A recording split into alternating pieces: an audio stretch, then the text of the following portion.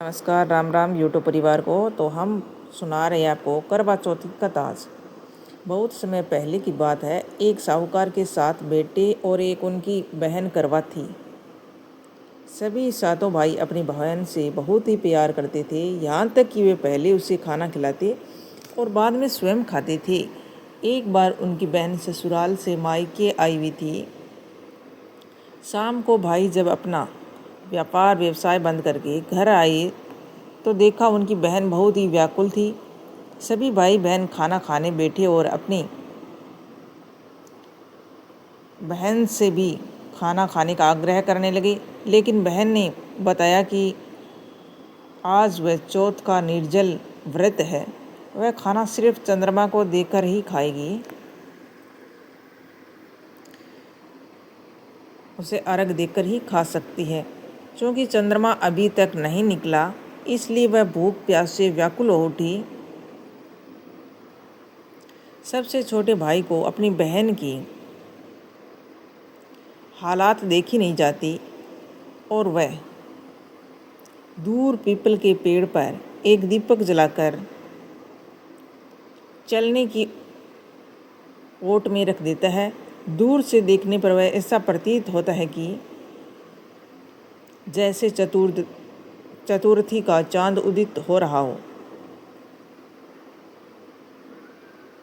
इसके बाद भाई अपनी बहन को बताता है कि चांद निकल आया है, तुम उसे अर्घ देने के बाद भोजन कर सकती हो। बहन खुशी के मारे सीढ़ियों पर चढ़कर चांद को देखती है, उसे अर्घ देकर खाना खाने बैठ जाती है। वह पहला टुकड़ा मुंह में डालती है तो उसे छींक आ जाती है। दूसरा टुकड़ा डालती है तो उसमें बाल निकल आता है। जैसे ही तीसरा टुकड़ा मुंह में डालने की कोशिश करती है तो उसके पति की मृत्यु का समाचार उसे मिलता है। वह बखौला जाती है। उसकी भाभी उससे सच्चाई से अवगत करवाती है कि उसके साथ ऐसा हुआ क्यों हुआ। करवा चौथ का व्रत गलत तरीके से टूटने के कारण देवता उससे नाराज हो गए और इन्होंने ऐसा किया है। सच्चाई जानने के बाद करवा निश्चय करती है कि वह अपने पति का अंतिम संस्कार नहीं होने देगी और अपने सतीत्व से उन्हें पुनर्जीवन दिलाकर रहेगी। वह पूरे 1 साल तक अपने पति के शव के पास बैठी रहती है, उसकी देखभाल करती है। उसके ऊपर उगने वाली सुईनुमा घास को वह एकत्रित करती जाती है। 1 साल बाद फिर करवा चौथ का दिन आता है।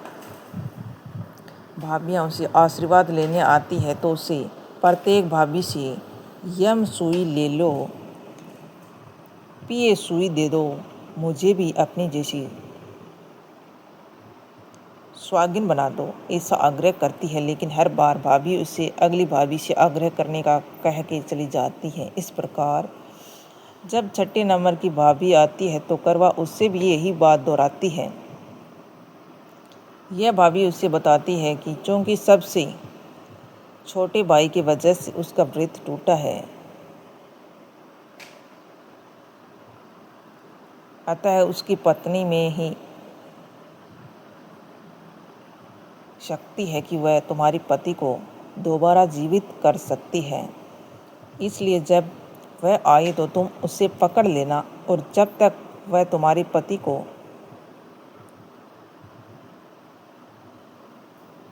जिंदा न कर दे उससे नहीं छोड़ना है। ऐसा कहने के बाद वह चली जाती है। सबसे अंत में छोटी भाभी आती है। करवा उनसे भी सुहागिन बनने का आग्रह करती है, लेकिन वह टालमटोली करने लगती है। इससे देख करवा उन्हें ज़ोर से पकड़ लेती है और अपने सुहाग को जिंदा करने के लिए कहती है। भाभी उसे छुड़वाने के लिए नोचती है, खसोटती है, लेकिन करवा नहीं छोड़ती है। अंत में उसे उसकी तपस्या को देखकर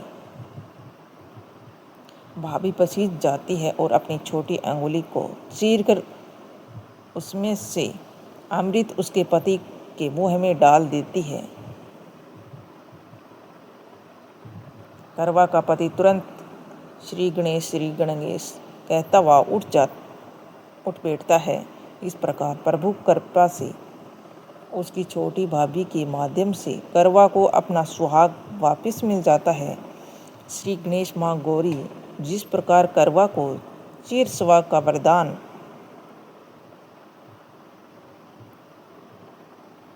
आपसे मिला है, वैसा ही सब सुहागिन को मिले।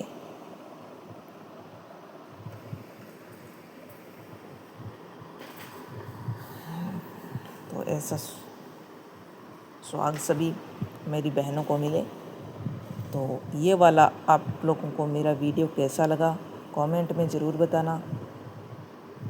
ओके, मिलते हैं अगले वीडियो के साथ।